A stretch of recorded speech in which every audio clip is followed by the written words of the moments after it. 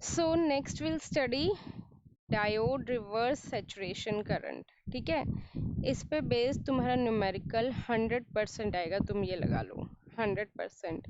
हर बार आया हुआ है मिड टर्म में भी और एंड टर्म में भी।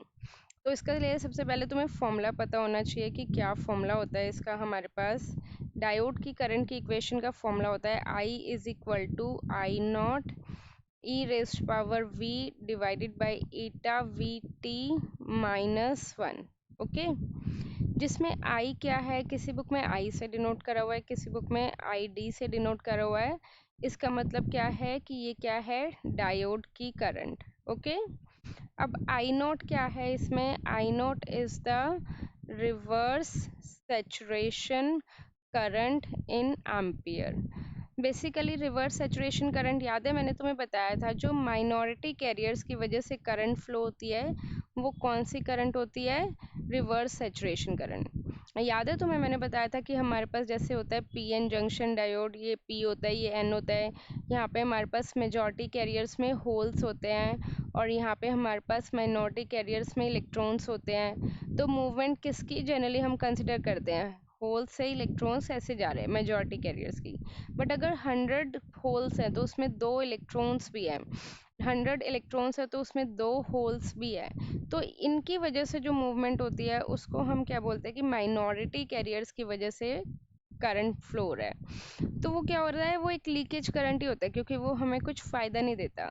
तो उस लीकेज करंट को या उसे रिवर्स सैचुरेशन करंट बोलते हैं, जिसे हम आई नोट से डिनोट कर रहे हैं। क्लियर?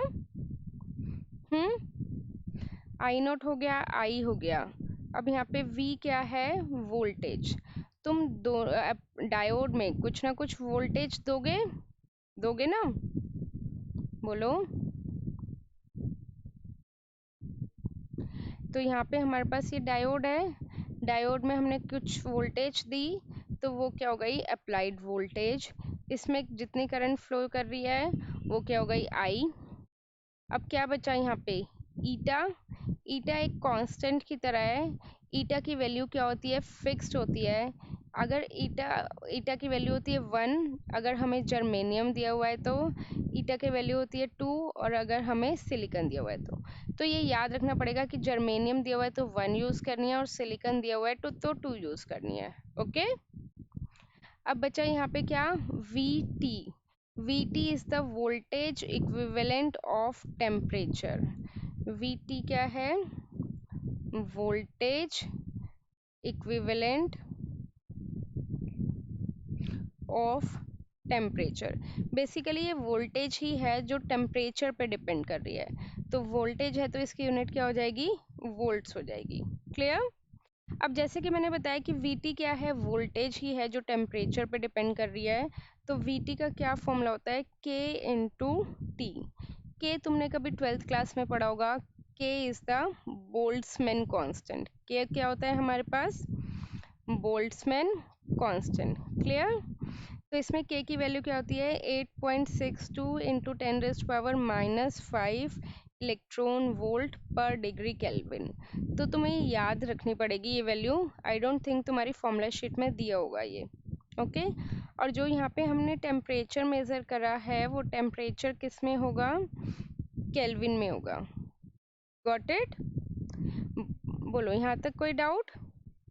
तो जनरली तुम्हें टेम्परेचर कितना देते हैं, सेल्सियस में देते हैं। फर्स्ट ऑफ ऑल कंफ्यूज करने के लिए तुम्हें टेम्परेचर किस में दे देंगे, सेल्सियस में दे देंगे। मान लो इन्होंने 27 डिग्री सेल्सियस दे दिया, तो यहाँ पे मैंने क्या बताया कि टेम्परेचर किस में होना चाहिए, केल्विन में होना चाहिए। So in this case you need to convert temperature from Celsius to Kelvin, right? तो कैसे कन्वर्ट करोगे, 273 ऐड कर दो एग्जिस्टिंग टेम्परेचर में तो वो तुम्हारा किस में हो जाएगा, केल्विन में हो जाएगा। तो टेम्परेचर तुम्हारा कितने में, किस में हो गया, केल्विन में हो गया। क्लियर? यहाँ तक बोलो, यहाँ तक कोई डाउट? तो टेम्परेचर आ गया और ये आ गया, के की वैल्यू पता है, तो यहाँ से क्या वीटी की वैल्यू आ जाएगी।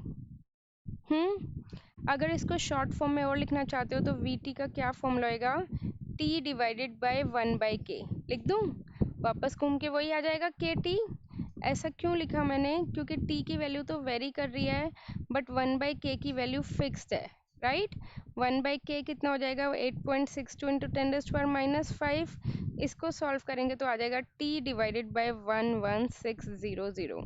तो जब भी तुम्हें VT की वैल्यू निकालनी होगी तो टेम्परेचर की वैल्यू यहाँ पे डालना और 11600 एक वैल्यू याद करनी आसान रहेगी।